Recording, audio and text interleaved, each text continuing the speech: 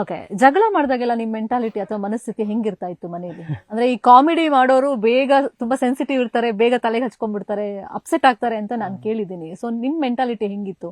ಇಲ್ಲ madam, especially Rashika ಜೊತೆ, ಅಶ್ವಿನಿ ಜೊತೆ ಅಂತೂ ಜಾಸ್ತಿ ಜಗಳ. ನಾನು ಜಗಳ ಮಾಡಿದ್ರು ತಿರ್ಗಾ ನಾನೇ ಮಾತಾಡಿಸ್ತೀನಿ. ಅಂದ್ರೆ ಮಾತಾಡ್ಸ್ಕೊಂಡು ಸಾರಿ ಆತರ ಎಲ್ಲ ರೇಗಿಸ್ತೀನಿ. ತಿರ್ಗಾ ಜಗಳ ಮಾಡಿದ್ರು ತಮಾಷೆಗೆ ರೇಗಿಸ್ತೀನಿ. ನನಗೆ ಆಗಲ್ಲ ಮೇಡಮ್. ನನಗೆ ಈಗ ಜಗಳ ಮಾಡ್ಬಿಟ್ಟು ಸುಮ್ಮನೆ ಕೂತಿರೋದು, ಸುಮ್ಮನೆ ಅದನ್ನೇ ತಲೆಗೆ ತಗೊಬಿಡೋದು, ಅದು ನನ್ಗೆ ಇಲ್ವೇ ಇಲ್ಲ ಮೇಡಮ್. ನಾನು ಜಗಳನೇ ಮಾಡೋದಿಲ್ಲ. ಹೇಳ್ಕೋಬೇಕಂದ್ರೆ ಸಿಚುವೇಶನ್ ಬಂದಾಗ ಮಾತಾಡ್ತೀನಿ, ಜಗಳ ಮಾಡ್ತೀನಿ ಅಷ್ಟೇ. ಅದನ್ನ ತಿರ್ಗಾ ನಾನು ಅದನ್ನ ಕ್ಯಾರಿ ಮಾಡಕ್ ಹೋಗುದಿಲ್ಲ. ನಿಮ್ನ ಬೇಕಾದ್ರೆ ಕೇಳಿ ಯಾರು ಕಂಟೆಸ್ಟೆಂಟ್ಗಳು, ಜಗಳ ಮಾಡೋದು ನೆಕ್ಸ್ಟ್ ಸೆಕೆಂಡೇ ಮಾತಾಡ್ತೀನಿ. ಅಂದ್ರೆ ಸಾರಿ ಕೇಳಿಲ್ಲ ಅಂದ್ರೆ ಸುಮ್ನೆ ರೇಗ್ಸೋದು, ಕಾಲು ಎಳಿದು ಹಂಗ್ ಮಾಡ್ತಾ ಇರ್ತೀನಿ. ಬಿಗ್ ಬಾಸ್ ಅಂದ್ರೆ ಮೇನ್ಲಿ ಇದೊಂದು ವ್ಯಕ್ತಿತ್ವದ ಆಟ. ನನ್ ಪರ್ಸನಾಲಿಟಿ ಬೇರೆ ಇರುತ್ತೆ, ನಿಮ್ ಪರ್ಸನಾಲಿಟಿ ಬೇರೆ ಇರುತ್ತೆ, ಅವ್ರದ್ದು ಬೇರೆ ಇರುತ್ತೆ. ಆ ಪರ್ಸನಾಲಿಟಿನ ಜನರ ಮುಂದೆ ಇಡುವಂತ ಆಟ. ಸೊ ಕೆಲವೊಂದು ಸ್ಪರ್ಧಿಗಳಿಗೆ, ನಿಮ್ ಜೊತೆ ಆಟ ಆಡ್ದವ್ರಿಗೆ ಅಸಮಾಧಾನ ಇರೋದು, ನಮ್ ವ್ಯಕ್ತಿತ್ವ ಒಂದಿತ್ತು, ಅದನ್ನ ಗಿಲ್ಲಿಯಿಂದ ಬೇರೆ ತರ ಪೋರ್ಟ್ರೇ ಮಾಡಂಗಾಯ್ತು. ನಮ್ ವ್ಯಕ್ತಿತ್ವವನ್ನ ಅವನ್ ಕಾಲಡಿ ಹಾಕೊಂಡು ನಮ್ಮನ್ನ ಗೇಲಿ ಮಾಡಿ ಕಾಮಿಡಿ ಮಾಡಿ ಅವ್ನ್ ಗೆದ್ದ. ಮೇಡಮ್, ವ್ಯಕ್ತಿತ್ವ ಅದೊಂದನ್ನೇ ಅಲ್ವಾ ಮೇಡಮ್ ಚೇಂಜ್ ಮಾಡಕ್ ಆಗದಿರೋದು ಲೈಫಲ್ಲಿ. ಒಬ್ಬ ಮನುಷ್ಯ ಏನಾದ್ರೂ ಒಂದು ಚೇಂಜ್ ಮಾಡ್ಬೋದು, ಅವ್ನ ಗೆಟಪ್ ಚೇಂಜ್ ಮಾಡ್ಬೋದು, ಏನ್ ಬೇಕಾದ್ರೂ ಚೇಂಜ್ ಮಾಡ್ಬೋದು. ಒಂದು ಕಾರು, ಈ ಸೈಕಲ್ ಐತೆ ಜಾಗದಲ್ಲಿ ಕಾರ್ ಬರ್ಬೋದು, ಏನೇನೋ ಬರ್ಬೋದು. ಬಂಗ್ಲೆ ಗುಡಿಸ್ಲಿರೋ ಜಾಗದಲ್ಲಿ ಬಂಗ್ಲೆ ಬರ್ಬೋದು. ಮನುಷ್ಯ ಎಲ್ಲನೂ ಚೇಂಜ್ ಮಾಡ್ಬೋದು ಅವ್ನ ಲೈಫಲ್ಲಿ. ವ್ಯಕ್ತಿತ್ವ ಮಾತ್ರ ಯಾವತ್ತೂ ಚೇಂಜ್ ಮಾಡಕ್ಕಾಗಲ್ಲ. ಅಂದ್ರೆ ಅವ್ನ ಒರಿಜಿನಲ್ ವ್ಯಕ್ತಿತ್ವ ಏನಿರ್ತದೆ ಅದೇ ಅಲ್ಟಿಮೇಟ್ಲಿ ಮ್ಯಾಟರ್ ಆಗೋದು. ಅಂದ್ರೆ ಅದೇ ಕ್ಯಾರಿ ಆಗೋದು ನಮ್ ಲೈಫ್ ಲಾಂಗ್ ಅಲ್ವಾ ಮೇಡಮ್. ವ್ಯಕ್ತಿತ್ವ ಅದೇಂಗ್ ಚೇಂಜ್ ಆಗ್ಬಿಡ್ತದೆ ಮೇಡಮ್. ಈಗ ಯಾರೇ ಚೇಂಜ್ ಮಾಡಕ್ ಬಂದ್ರು, ಈಗ ನಿಮ್ ವ್ಯಕ್ತಿತ್ವ ನಿಮ್ಗೆ ಗೊತ್ತಿರ್ತದೆ ಅಲ್ವಾ. ಈಗ ನಾನೇನಾರು ನಿಮ್ಗೆ ಏನಾರು ಮಾತಾಡಿದ್ರೆ, ಜಗಳ ಮಾಡಿದ್ರೆ, ಇಲ್ಲ ನಿಮ್ಮನ್ನ ಬೇರೆ ತರ ಏನಾರು ಮಾತಾಡ್ಸಿದ್ರೆ ನಿಮಗ್ ಗೊತ್ತಿರ್ತದೆ ಇವನು ನನ್ನ ವ್ಯಕ್ತಿತ್ವ ಚೇಂಜ್ ಮಾಡ್ತಾವಂತ. ಆ ಸೆನ್ಸ್ ನಿಮ್ಗೆ ಇದ್ದೇ ಇರ್ತದಲ್ವಾ. ಅಂದ್ರೆ ಆ ವ್ಯಕ್ತಿತ್ವದ ಮೇಲೆ ಕಾಮಿಡಿ ಮಾಡಿ ಅವ್ನ್ ಗೆಲ್ಲೋದಕ್ಕೆ ಅದನ್ನ ಯೂಸ್ ಮಾಡ್ಕೊಂಡು. ಮೇಡಮ್, ಅದೇ ನಾನು ಕೇಳುದು. ಈಗ ಕಾಮಿಡಿ ಅಂದ್ರೆ ಈಗ ನಾನು ಈಗ ಹಿಂಗ್ ಕೂತಿರ್ತೀವಿ ಹಿಂಗೆ ಎಲ್ರೂ 10 ಸರಿ ನಾನು ಮಾತಾಡಿರ್ತೀನಿ, ಏನೋ ಒಂದ್ 10 ಮಾತು ಮಾತಾಡಿರ್ತೀನಿ, 10 ಮಾತಕ್ಕೂ ನಗಾಡಿರ್ತಾರೆ, 10 ಮಾತಕ್ಕೂ ನಗಾಡಿರ್ತಾರೆ. ಬಟ್ ಆ ಟೈಮಲ್ಲಿ ನನಗ್ ಗೊತ್ತಿರೋದಿಲ್ಲ ಇವ್ರು 9ನೇ ಮಾತು ಹರ್ಟ್ ಆಗಿದ್ದದ, 8ನೇ ಮಾತು ಕರೆಕ್ಟ್ ಆಗಿದ್ದದೋ, 4ನೇ ಮಾತು ಕರೆಕ್ಟ್ ಆಗಿದ್ದದೋ ಅಂತ ಗೊತ್ತಿರಲ್ಲ ನನ್ಗೆ. ಅದು ನಾಮಿನೇಷನ್ ಅಂತ ಬಂದಾಗ ಅಲ್ಲಿ ಕೇಳ್ತಾ ಇದ್ರು, ಕ್ರಿಯೇಟ್ ಆಯ್ತಿತ್ತು. ಓಕೆ, ಡಾಗ್ ಸತೀಶ್ ನಿಮ್ ಬಗ್ಗೆ ಮಾತಾಡಿದೆಲ್ಲ ನಿಮ್ಗೆ ಗೊತ್ತಾಯ್ತಾ? Especially dress sense. ಸೊ ಆತರ ಯಾರು ಮಾತಾಡಕ್ ಹೋಗ್ಬಾರ್ದು. ಅದಾದ್ಮೇಲೆ ಅವ್ರ ಸ್ಪಷ್ಟನೆ ಎಲ್ಲ ಕೊಡಕ್ ಬಂದ್ರು, ಅವ್ರ ಬಗ್ಗೆ ಏನ್ ಹೇಳ್ತೀರಾ? ಏನ್ ಹೇಳೋದು ಮೇಡಮ್, ಚೆನ್ನಾಗಿರ್ಲಿ ಮೇಡಮ್ ಅವರು. ಫೈನ್. ಈಗ ನಮ್ ರಾಜ್ಯದ ದೊರೆ ಯಾರು? ಸಿದ್ದರಾಮಯ್ಯ ಅವರು. ಸಿಎಂ ಯಾರಿರ್ತಾರೆ ಅವರು.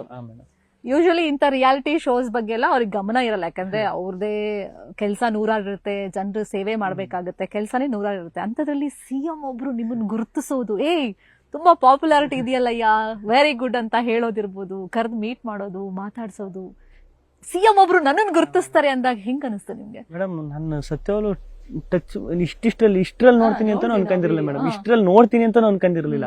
ಕೈ ಹಿಡಿದು ಹೆಗಲ ಮೇಲೆ ಕೈ ಹಾಕೋದು ಅದು ಬೇರೆ ಪ್ರಶ್ನೆ. ಸ್ಟಾರ್ಟಿಂಗ್ ಅಲ್ಲಿ ಹೋಗ್ಬೇಕಾದ್ರೆ ಅವ್ರು ಮೀಟ್ ಮಾಡಕ್ ಹೋಗ್ಬೇಕಾದ್ರೆ ಒಂದಷ್ಟು ಜನ ಪೊಲೀಸ್ ಹಿಂಗೆಲ್ಲ ಇರ್ತಾರಲ್ಲ ಮೇಡಮ್. ನನ್ಗೆ ಹೆಂಗ್ ಆಗೋಯ್ತು ಅಂದ್ರೆ, ನಾನ ಹೋಯ್ತಿರೋನು ನಿಜವಾಗ್ಲು ಇದು ಕನ್ಸೈತ್, ನಾನ ಹೋಯ್ತಿರೋದು ಅನ್ನೋ ತರ ಇತ್ತು. ಅವರು ನಾನು ಭಯನೇ ಆಯ್ತಿತ್ತು. ಅಂದ್ರೆ ಬಂದವನಿ ಸಿದ್ದರಾಮಯ್ಯ ಸರ್ ಮೀಟ್ ಮಾಡ್ತಾವನಿ, ಆಮೇಲೆ ಸಿಗ್ತಾರೋ ಸಿಗಲು ಅಂತ ಅದಿತ್ತು. ಹಿಂಗ್ ಬಂದ ತಕ್ಷಣ ನಾನು ಅಷ್ಟು ದೂರದಲ್ಲಿ ನಿಂತಿದ್ದೆ. ಬಂದ ತಕ್ಷಣ ಹಿಂಗ್ ನೋಡಿದ್ರು, ಮೀಟ್ರಾಪು. ಆಮೇಲೆ ಹತ್ರ ಬಂದು ಚೆನ್ನಾಗ್ ಮಾತಾಡ್ಸಿದ್ರು. ಯಾವ್ರು, ಏನು, ಎಷ್ಟ್ ಜನ ಮಕ್ಳು ನೀವು, ವ್ಯವಸಾಯನ ಅಪ್ಪ ಎಲ್ಲ ಹಂಗೆಲ್ಲ ಮಾತಾಡ್ಸಿದ್ರು. ಸಖತ್ ಖುಷಿ ಆಯ್ತು. ಅವರು ನಮ್ಮ ಹೋಮ್ ಮಿನಿಸ್ಟರ್ ಪರಮೇಶ್ವರ್ ಸರ್, ನಮ್ ಕುಮಾರಣ್ಣ ಫಸ್ಟ್ ಫೋನ್ ಮಾಡಿ ವಿಶ್ ಮಾಡಿದ್ದು ಕುಮಾರಣ್ಣ. ಅವರು ಇದು ಸೋಷಿಯಲ್ ಮೀಡಿಯಾಗೆಲ್ಲ ಹಾಕೊಂಡಿದ್ರು ಕುಮಾರಸ್ವಾಮಿ ಸರ್. ಅವ್ರು ತುಂಬಾ ಖುಷಿ ಪಟ್ರು, ನಮ್ಮ ಊರಿನ ಹುಡುಗ ಒಬ್ಬ ಬೆಳ್ದ ಅಂತ. ಆಮೇಲೆ DK ಸಾಹೇಬ್ರು, ಅವ್ರು ವಿಶ್ ಮಾಡಿದ್ರು, ಚೆನ್ನಾಗ ಮಾಡ್ರಿ ಅಂತ. ರೇಣುಕಾಚಾರ್ಯ ಸರ್ ಅವ್ರು ವಿಶ್ ಮಾಡಿದ್ರು. CP ಯೋಗೇಶ್ವರ್ ಅವ್ರು ಮಾತಾಡಿದ್ರು. ಸುಮಾರು ಜನ ಮೇಡಮ್, ಸತ್ಯವಾಗ್ಲುವೆ ಯಪ್ಪ, ರಾಜಕೀಯ ನಾಯಕರುಗಳು ಗುರುತಿಸ್ತಾರೆ, ಸಿನಿಮಾದವರು, ಎಲ್ಲಾ ಕ್ಷೇತ್ರದವರು ಅಷ್ಟೊಂದು ಗುರುತಿಸಿ ಮಾತಾಡಿದ್ರು. ಅಂದ್ರೆ ನಮ್ಮವರು, ನಮ್ ಸಿನಿಮಾದವ್ರು, ನಮ್ ಸಿನಿಮಾ ಲ್ಯಾಂಡ್ ಅವರು, ರಿಯಾಲಿಟಿ ಶೋ ಮಾಡಿರೋರು ಎಷ್ಟು ಮಾತಾಡೋರು ಗೊತ್ತಾ ಮೇಡಮ್. ಅರುಣ್ ಸಾಗರ್ ಸರ್ ಮಾತಾಡೋರೆ, ಮಂಡ್ಯ ರಮೇಶ್ ಸರ್ ಮಾತಾಡೋರೆ, ನಮ್ಮ ಮೈಕ್ರೋ ನಾಗರಾಜಣ್ಣ ಮಾತಾಡಿದ್ರು. ಸಿಕ್ಕಾಬಟ್ಟೆ ಮೇಡಮ್. ನಮ್ಮ ಜಮೀರ್ ಅಹಮದ್ ಸರ್ ಮಗ, ಇವರು ನಮ್ಮ ಜಯೀದ್ ಖಾನ್ ಸರ್, ಜಮೀರ್ ಅಹಮದ್ ಸರ್ ಮಗ, ಅವರು ಕರೆದ್ಬಿಟ್ಟು ಮಾತಾಡ್ಸಿದ್ರು. ಮೀಟ್ ಅಂದ್ರೆ ಇದು ನಾನೇನು ದುರಾಂಕಾರ ಕೇಳ್ಕತೆ ಇಲ್ಲ, ಸ್ವಲ್ಪ ಲೇಟ್ ಆಗ್ಬಿಡ್ತು ಮೇಡಮ್. ನಾಳೆ ಸಿಕ್ಬಿಡ್ತೀನಿ ಅಂತ ಹೇಳಿದೆ. ಇದು ಅಂತ ಹೇಳಿದೆ. ಇಲ್ಲ ಎಷ್ಟೊತ್ತಾದ್ರೂ ನಾವು ವೆಯ್ಟ್ ಮಾಡ್ತೀವಿ ಬನ್ನಿ ಅಂದ್ರು. ಎಲ್ಲ ಎಷ್ಟು ಪಾಪ ನಾನು ಪರಮೇಶ್ವರ್ ಸರ್ ಒಂದು ನಾವು ರೋಡ್ ಮಿಸ್ ಆಗ್ಬಿಡ್ತು ಒಂದು 15 ನಿಮಿಷ ಲೇಟ್ ಆಗ್ಬಿಡ್ತು. ಅವ್ರು ಏನು ಮಾತಾಡಿಲ್ಲ. ನಾನ್ ಕೇಳ್ಪಟ್ಟಿದ್ದು ಅವರೇ ನಿಮ್ಮನ್ನ ಮೀಟ್ ಮಾಡ್ಬೇಕು ಅಂತ ಕರೆದ್ರಂತೆ, ಆ ಹುಡುಗನ್ ಕರ್ಕೊಂಬನ್ನಿ ಅಂತ ಹೇಳಿದ್ರಂತೆ ಹೋಮ್ ಮಿನಿಸ್ಟರ್. ಅಪ್ಪ ಅದೆಲ್ಲ ನನ್ ಪುಣ್ಯ ಮೇಡಮ್, ಸತ್ಯವಾಗ್ಲು. ಈಗ್ಲೂ ಅದು ನನ್ ತಲೆ ಹೆಂಗಾಗ್ಬಿಟ್ಟೈತೆ ಅಂದ್ರೆ ಅದು ನಿಜನಾ. ಮನೇಲೆಲ್ಲ ನಿಮ್ ಫ್ಯಾನ್ ಇದಾರಂತಲ್ಲ, ಭೈರತಿ ಸುರೇಶ್ ಅವ್ರು ಹೇಳ್ತಾ ಇದ್ರಲ್ಲ, ನಮ್ಮ ಹೆಂಡತಿ ದಿನಾ ಬಿಗ್ ಬಾಸ್ ಗೋಸ್ಕರ ನೋಡ್ತಾ ಇದ್ರು, ವೋಟ್ ಹಾಕಿದ್ದಾರೆ ಅಂತ ಅಂದ್ರು. ಈಗ 45 ಕೋಟಿ ವೋಟ್ ಅಂದ್ರೆ ಸಾಮಾನ್ಯದ ಮಾತೆಲ್ಲ. ಇನ್ಫ್ಯಾಕ್ಟ್ ಸಿದ್ದರಾಮಯ್ಯ ಅವ್ರು ಶಾಕ್ ಆದ್ರು, ಏನಪ್ಪ ಇಷ್ಟೊಂದು ಓಟ ಅಂತೇಳಿ. ಕರೆದ್ರ ಪಾಲಿಟಿಕ್ಸ್ ಬನ್ನಿ ಅಂತ ಯಾರಾದ್ರು? ಯಾರು ಕರೀಲಿಲ್ಲ ಮೇಡಮ್. ಇಷ್ಟು ಜನ ನಾನು ಏನ್ ಹೇಳಿದೆ ಪಾಪ ಯಾರು ಕರೀಲಿಲ್ಲ. ಕಲೆಗೆ ಒಂದು ಪ್ರೋತ್ಸಾಹ ಕೊಟ್ರು ಮೇಡಮ್, ಅದು ಸಖತ್ ಖುಷಿ ಆಯ್ತು. ಕಲೆ ಗುರುತಿಸ್ಬಿಟ್ಟು ಗೆದ್ದವನೇ ಹಿಂಗ್ ಮಾಡವನೇ ಅಂದ್ಬಿಟ್ಟು ಇದು ಮಾಡ್ರು. ಆ ಮಾತು ಯಾರ ಬಾಯಲ್ಲೂ ಬಂದಿಲ್ಲ. ಮತ್ತೆ ಓಟ್ ವಿಷಯ ಅಂತ ನಾನಂದೆ, ಸೇನೆಯಿಂದ ನಿಮ್ಗೆ ವೋಟ್ ಮಾಡಿದ್ದಾರೆ, ಫಾರಿನರ್ಸ್ ಎಲ್ಲ ವೋಟ್ ಮಾಡಿದ್ದಾರೆ, ಅದ್ರ ಬಗ್ಗೆ ಏನ್ ಹೇಳ್ತೀರಾ? ಕರ್ನಾಟಕ ಮಾತ್ರ ಅಲ್ಲ, ಇಂಡಿಯಾ ಮಾತ್ರ ಅಲ್ಲ, ಹೊರಗಡೆಯಿಂದನೂ ನಿಮ್ಗೆ ವೋಟ್ ಮಾಡಿದಾರಲ್ಲ ಜನ. ಮೇಡಮ್ ಅದು ನಮ್ಗೆ ಯೋಧರು ಅಂದ್ರೆ ನಮ್ಗೆ ಒಂದು ರೆಸ್ಪೆಕ್ಟ್ ಮೇಡಮ್. ಅವಾಗಿಂದನೂ ಅವ್ರಿಗೆ ಪಾಪ ಏನೇನೋ ಕಷ್ಟ ಇರ್ತದೆ ಬಾರ್ಡ್ರಲ್ಲಿ. ಅಂಥವ್ರು ಟೈಮ್ ತಕೊಂಡ್ ನನಗೋಸ್ಕರ ಟೈಮ್ ಕೊಟ್ಟು ಅದನ್ನ ನೋಡಿ ಗುರುತಿಸಿ ವಿಡಿಯೋ ಮಾಡಿ ಅವರು ಆಗ್ತಾರೆ ಅಂದ್ರೆ ಮೇಡಮ್, ನನ್ಗೆ ಸತ್ಯವಾಗ್ಲೂ ಅದಕ್ಕೆ ಅಷ್ಟು ಯೋಗ್ಯತೆ ಇದೆಯಾ ಇಲ್ವಾ ಅಂತ ನನ್ಗೆ ಇನ್ನೂ ಕಾಡ್ತಾ ಇರೋದು ಮನ್ಸಲ್ಲಿ. ನನ್ಗೆ ಏನ್ ನನ್ನ ಲೈಫಲ್ಲಿ ಏನ್ ನಡೀತಾ ಇದೆ, ಏನ್ ಆಯ್ತಾ ಇದೆ, ಇದೆಲ್ಲ ಹೆಂಗೆ, ಯಾಕೆ, ಏನು ತಲೆ ಕೆಟ್ಟೋಗ್ಬಿಟ್ಟೈತೆ. ಇನ್ನೊಂದು ವಿಷಯ ಸದ್ಯಕ್ಕೆ ಟ್ರೋಲ್ ಆಗ್ತಿರೋದು, ನೀವು ಸಿದ್ದರಾಮಯ್ಯ ಅವರನ್ನ ಮೀಟ್ ಮಾಡಿದ್ಮೇಲೆ ಒಂದ್ ಪರ ವಿರೋಧ ಚರ್ಚೆ ತರ ಶುರುವಾಗಿದೆ.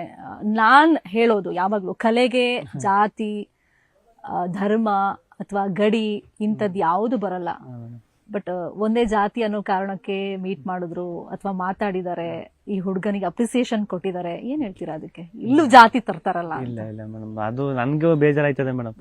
ಅದೇ ಕಲೆಗೆ ಜಾತಿ ಇಲ್ಲಿ ಎಲ್ಲ ಕರಿಬೇಕು. ಈಗ ಕುಮಾರಣ್ಣ ಅವರು HD ಕುಮಾರಸ್ವಾಮಿ ಸರ್ ಫೋನ್ ಮಾಡ್ಬಿಟ್ಟು ವಿಶ್ ಮಾಡ್ತಾರೆ, ಅಲ್ಲೆಲ್ಲಿತ್ತು ಮೇಡಮ್. ನಮ್ DK ಸಾಹೇಬ್ರು ವಿಶ್ ಮಾಡ್ತಾರೆ, ಅಲ್ಲೆಲ್ಲಿ ಜಾತಿ ಎಲ್ಲಿ ಬರ್ತದೆ ಮೇಡಮ್. ಅಲ್ಲಿ ರೇಣುಕಾಚಾರ್ಯ ಸರ್ ಮಾತಾಡ್ತಾರೆ, ಅಲ್ಲೆಲ್ಲ ಎಲ್ಲಿ ಬರ್ತದೆ ಮೇಡಮ್. ಎಲ್ಲಾರು ಮೇಡಮ್ ಅದೆಲ್ಲ ಅಲ್ಲೆಲ್ಲ ಬರಲ್ಲ, ಹಂಗ್ ಬರಲ್ಲ ಮೇಡಮ್. ಅದು ಬೇಡ ಮೇಡಮ್, ಜಾತಿ ಅನ್ನೋದೇ ಬೇಡ ಮೇಡಮ್. ಅದು ಚರ್ಚೆ ಆಗ್ತಿದೆ, ಎಲ್ಲಾರು ನಂಬಲ್ಲ, ಅದೆಲ್ಲ ಬೇಕಾಗಿಲ್ಲ ಅಲ್ವಾ. ಕಲೆ ಅಂತ ಬಂದಾಗ ನಿಮ್ಮನ್ನ ಎಂಟರ್ಟೈನ್ಮೆಂಟ್ ಮಾಡಿದಂತ ಒಬ್ಬ ವ್ಯಕ್ತಿನ, ಸೊ ಆ ಒಂದು ಕಪ್ಪು ಚುಕ್ಕೆಯಿಂದ ನೀವು ಹಾಳು ಮಾಡೋದ್ ಬೇಡ ಅಲ್ವಾ. ಬೇಡ ಮೇಡಮ್, ಜಾತಿ ಅನ್ನೋದು ಬರುದೇ ಬೇಡ. ನನಗೂ ಅದಕ್ಕೆ ನೋಡಿದಾಗ ಒಂಚೂರು ಬೇಜಾರಾಯ್ತದೆ, ಅಯ್ಯೋ ಹಿಂಗಾಯ್ತದಲ್ಲ ಅಂತ. ಈಗ ಇಂಡಸ್ಟ್ರಿ ವಿಷಯಕ್ಕೆ ಬರೋಣ. ನೀವು ಏನ್ ಫಿನಾಲೆ ಅಥವಾ ಗೆಲ್ಲೋದಕ್ಕೂ ಮುಂಚೆ ಶಿವಣ್ಣ ಅವರು ಗಿಲ್ಲಿನೇ ಗೆಲ್ಲೋದು ನಿಮ್ ಸ್ಟೈಲಲ್ಲಿ ಹಿಂಗ್ ಮಾಡಿ ಹೇಳ್ಬಿಟ್ಟಿದ್ರು. ಸೊ ಶಿವರಾಜ್ ಕುಮಾರ್ ಬಗ್ಗೆ ಏನ್ ಹೇಳ್ತೀರಾ? ಯಾಕಂದ್ರೆ ನೀವು ಹೊರಗಡೆ ಬಂದ ತಕ್ಷಣ ಫಸ್ಟ್ ಮೀಟ್ ಮಾಡಿದ ಅವರನ್ನೇ. ನನ್ನ ಫೇವರೇಟ್ ಮೇಡಮ್, ನಂಗೆ ಸಖತ್ ಇಷ್ಟ ಶಿವಣ್ಣ. ಏನೋ ನಿಮ್ ಜೊತೆ ಸಿನಿಮಾ ಮಾಡ್ಬೇಕು ಅಂತ ಅವ್ರಿಗೆ ಇಂಟ್ರೆಸ್ಟ್ ಇದೆ ಅಂತೆ, ನಾನು ಕೇಳ್ಪಟ್ಟೆ. ಅದೇನೋ ಚರ್ಚೆ ಆಯ್ತಾ ಮೀಟ್ ಮಾಡಿದಾಗ? ಏನಂದ್ರು? ಮಾಡೋಣ ಅಂತಾರೆ ಮೇಡಮ್. ಅವ್ರೇನ್ ಅವರು ಸಖತ್, ನನಗೆ ಮುಂಚೆನೆ ಸಖತ್ ಇಷ್ಟ ಮೇಡಮ್. ಅದು ಹೆಂಗೆ ಸಿಂಕ್ ಆಯ್ತು ನೋಡಿ. ಬೆಳಿಗ್ಗೆ ಮಾತಾಡೋರಂತ ಶಿವಣ್ಣ, ಗಿಲ್ಲಿ ಗೆಲ್ಬೇಕು ಅಂತೆಲ್ಲ ಅಲ್ಲಿ ಮಾತಾಡೋರಂತ. ನೈಟ್ ನಾನ್ ಮಾತಾಡಿದ್ದೀನಿ ಶಿವಣ್ಣ ಒಂದು ಅವಾರ್ಡ್ ಫಂಕ್ಷನ್ ಅಲ್ಲಿ. ನಾನು ಹಿಂಗೆಲ್ಲ ಮಾಡ್ಬಿಟ್ಟು ಗಿಲ್ಲಿ ನನ್ಗೆ ಇಷ್ಟ ಅಂತ ಅವಾರ್ಡ್ ಫಂಕ್ಷನ್, ಕುಟುಂಬ ಅವಾರ್ಡ್ಸ್ ಮಾಡ್ತೀವಲ್ಲ, ಅಲ್ಲಿ ಹೇಳಿರ್ತಾರೆ. ನನ್ನ ಲೈಫಲ್ಲೇ ಮರೆಯಕ್ಕಾಗದೆ ಮೊದಲು ಯಾರಾದ್ರೂ ಅಷ್ಟು ಬೆಂತಟ್ಟಿ ಒಂದು ಸ್ಟೇಜ್ ಮೇಲೆ ನಿಂತ್ಕೊಂಡು ಅಷ್ಟು ಜನ ಮುಂದೆ ಹೇಳೋರೆ ಅಂದ್ರೆ, ಅಂತ ದೊಡ್ಡ ವ್ಯಕ್ತಿ ಹೇಳೋರೆ ಅಂದ್ರೆ, ನನ್ನ ಅದು ಐ ಪಾಯಿಂಟ್ ಯಾವುದು ನಿಮ್ಗೆ ನಿಮ್ ಲೈಫಲ್ಲಿ ನಿಮ್ಗೆ ಪ್ರೌಡ್ ಫೀಲ್ ಆಗಿದ್ದು ಐ ಪಾಯಿಂಟ್ ಯಾವುದು ಅಂತ ಇರ್ತದೆ. ಫಸ್ಟ್ ನಾನು ಅದ್ ಬರ್ದಿರ್ತೀನಿ.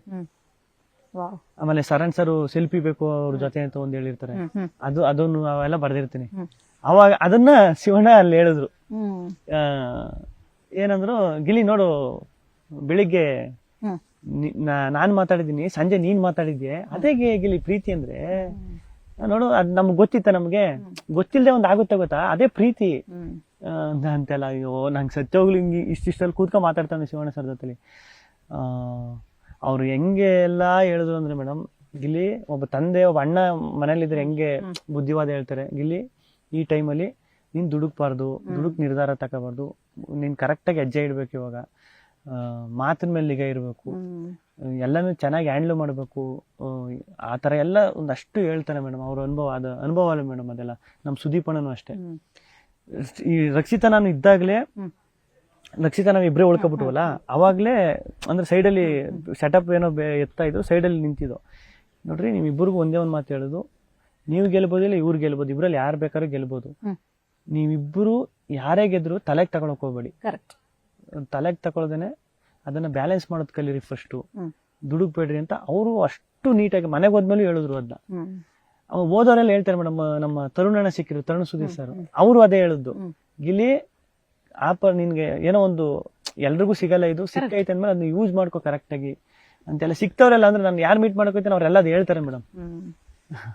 ಸೊ ನಾವು ನೋಡಿದ್ದು ಫಿನಾಲೆಲಿ ನೀವು ಗೆದ್ದಾಗ ಸುದೀಪ್ ಸರ್ ಮುಖನೇ ಹಿಂಗೇ ನೋಡ್ತಾ ಇರ್ತೀರಾ, ಯಾರು ಕೈ ಎತ್ತುತ್ತಾರೆ ಅಂತ. ನಿಮ್ ಕೈ ಎತ್ತಿದಾಗ ಯೂಶಲಿ ಅದೊಂದ್ ಜೋಶ್ ಅಥವಾ ಎದ್ದು ಹಾರೋದು, ಕುಣಿಯೋದು, ಬೀಳೋದು ಇಂಥದ್ದೆಲ್ಲ ಇರುತ್ತೆ. ಇಷ್ಟು ಕಾಮ್ ಅಂಡ್ ಸೆಟಲ್ಡ್ ಆಗಿ ಹೆಂಗ್ ತಗೊಂಡ್ರಿ ಇಲ್ಲಿ ಆ ಸಕ್ಸಸ್ ನ ಅಥವಾ ವಿನ್ ಅನ್ನ ನೀವು ಆ ಸ್ಟೇಜ್ ಮೇಲೆ? ಮೇಡಮ್ ಅದು ಇನ್ನೊಂದ್ಸತಿ ಹೆಂಗೆ, ಅದು ಕೈ ಎತ್ತಿದ ತಕ್ಷಣ ಹೆಂಗಾಯ್ತು, ಫಸ್ಟೇ ಒಂದ್ಸಲಿ ಹಿಂಗೆ ಇದ್ ಮಾಡಿದ್ರು, ಹೌದು, ತಮಾಷೆ ಮಾಡಿದ್ರು. ನನ್ಗೆ ಅಲ್ಲಿ ಮೀಟ್ ಡ್ರಾಪ್ ಆಗ್ಬಿಡ್ತು. ಅಯ್ಯಯ್ಯೋ, ಫಸ್ಟ್ ನನಗೆ ಟಚ್ ಮಾಡ್ತಾರೆ, ಮೋಸ್ಟ್ಲಿ ಸೆಕೆಂಡ್ ಅವಳ ಕೈ ರಿಯಲ್ ಆಗಿ ಎತ್ಬಿಡ್ಬೋದೇನೋ ರಕ್ಷಿತ್ ಏನಪ್ಪ ಅಂದ್ರೆ ನಾನು ಇಲ್ವೇನೋ ಅಂತ ನಾನು ಅನ್ಕೊಂಡಿದ್ದು.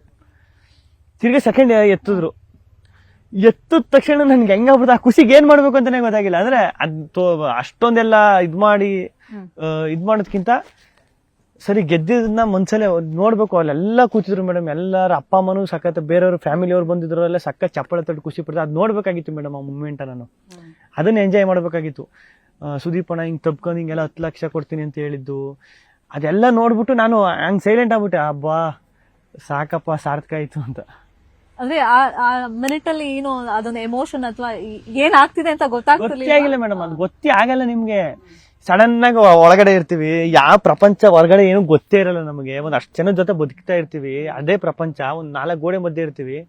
ಈಗ ಸುಮ್ನೆ ನೀವು ಅಬ್ಸರ್ವ್ ಮಾಡಿ, ನಾವು ನಮ್ ಸ್ವಂತ ಮನೆ ಏನಿರ್ತದೆ ಗೊತ್ತಾ, ನಾವು ಮನೆ ಇರ್ತೀವಲ್ಲ, ಅಲ್ಲೇ ನಾವು 24 ಗಂಟೆ ಇರಲ್ಲ.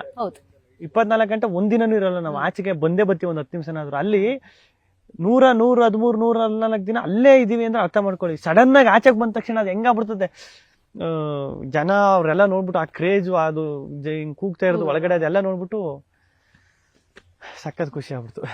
ಓಕೆ, ಒಂದ್ ಕೈಯಲ್ಲಿ ನೀವು, ಇನ್ನೊಂದ್ ಕೈಯಲ್ಲಿ ಕಾವ್ಯ ಅವ್ರು ಇರ್ಬೇಕು ಅಂತ ಏನಾದ್ರು ಅನ್ಸಿತ್ತಾ? ಸುದೀಪ್ ಸರ್ ಹಿಡ್ಕೊಳ್ಬೇಕಾಗಿತ್ತು ಕೈ? ಏನಿಲ್ಲ ಮೇಡಮ್, ಕಾವ್ಯ, ರಕ್ಷಿತಾ, ರಘುವಣ ಎಲ್ಲಾರು ಅಂದ್ರೆ ನನಗೆ ಸಖತ್ ಆತ್ಮೀಯರು ಇವರು.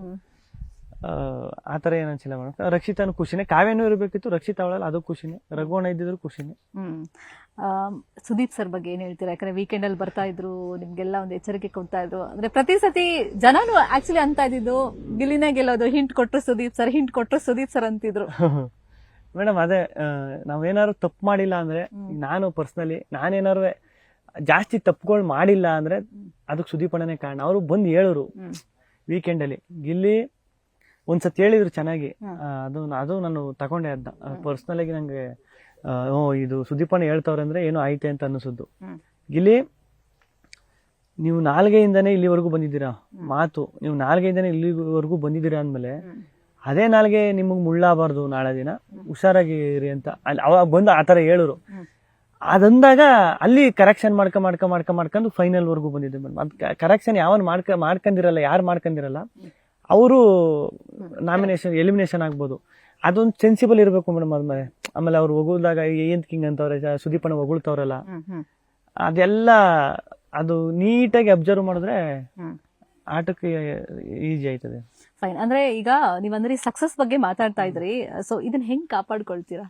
ಅದೇ ಮೇಡಮ್ ಭಯ, ಸಿಕ್ಕಾಬಟ್ಟೆ ಭಯ. ದೊಡ್ಡ ಭಯ ಅಂದ್ರೆ ಖುಷಿಗಿಂತ ದೊಡ್ಡ ಭಯ ಮೇಡಮ್. ಎಲ್ಲಿ ಏನಾಗ್ಬಿಡ್ತದೋ ಇಲ್ಲಿ ನೋಡಿ, ಇಲ್ಲಿ ಕಟ್ಕ ಇಲ್ಲಿವರೆಗೂ ಬಂದಿದೀವಿ ಅಂದ್ಮೇಲೆ ಯಾವ್ದೋ ಒಂದ್ ಸಣ್ಣ ಕೆಳಗಡೆ ಸಣ್ಣ ಒಂದು ಇಟ್ಕೆ ಹಿಂಗ್ ಜಾರ್ಬಿಟ್ರು ಕೆಳಗಡೆ ಬಿದ್ದೋಗ್ಬಿಡ್ತೀವಿ.